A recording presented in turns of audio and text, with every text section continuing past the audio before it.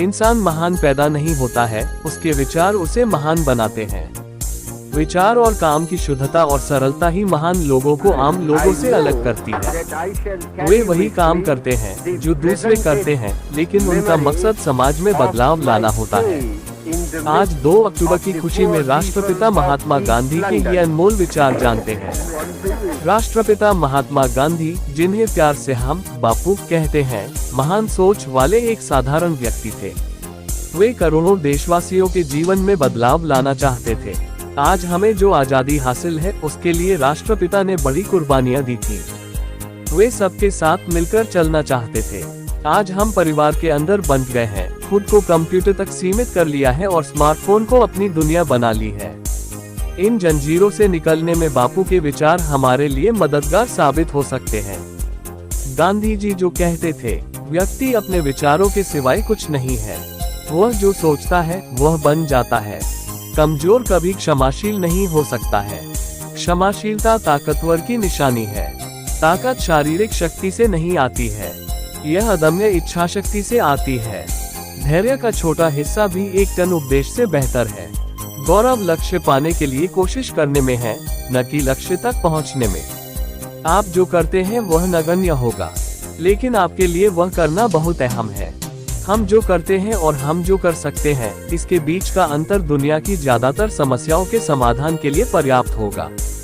किसी देश की महानता और उसकी नैतिक उन्नति का अंदाजा हम वहां जानवरों के साथ होने वाले व्यवहार से लगा सकते हैं। कोई कायर प्यार नहीं कर सकता है, ये तो बहादुर की निशानी है। बापू ने कहा कि स्वास्थ्य ही असली संपत्ति है, न कि सोना और चांदी। शांति की स्थायी संस्कृति का निर्माण विश्व कल्याण के लिए आवश्यक है। शिक्षा इसका एक प्रभावी माध्यम बन सकती है। शांति की संस्कृति को विकसित करने में शिक्षा की अहम भूमिका हो सकती है।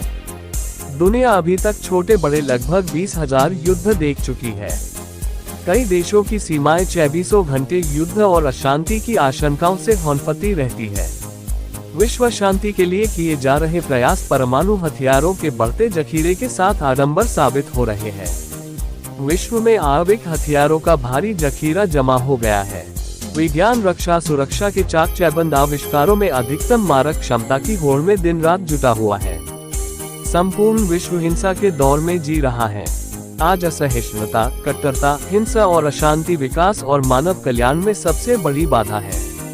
लोकतंत्र में नागरिक शक्ति शैन हाशिए पर पहुंच गई है। सैन्य शक्ति समाज और राष्ट्रीय जीवन का अनुप्राण बन गई है। सैन्य और सुरक्षा खर्चों का बेतहाशा बढ़ता बोझ आर्थिक संकट पैदा कर लोकतंत्र को तानाशाही की तरफ खींच रहा है।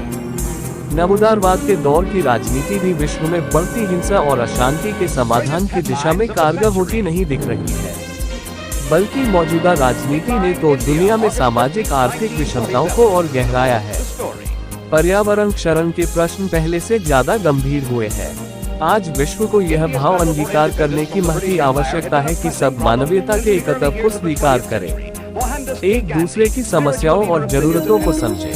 संकट काल में सच्चे सहयोगी की भूमिका में एक दूसरे के साथ खड़े हो। दुनिया अब ग्लोबल विलेज के रूप में उभर रही है। विश्व के एक हिस्से में घटी घटना अंततः समूचे विश्व को प्रभावित करती है। दुनिया को हर छोटी बड़ी घटना को स्थानीय संदर्भ के साथ साथ वैश्विक समस्या के रूप में भी देखना समझना होगा। आज के बाजारवादी युग में सहयोग, करुणा और समानता के मूल्य रोकने के लिए अतिरिक्त प्रयासों की जरूरत है। विकसित और विकासशील देशों के मध्य बढ़ती विषमता मौजूदा अधिकांश संकटों का सबसे बड़ा कारण है।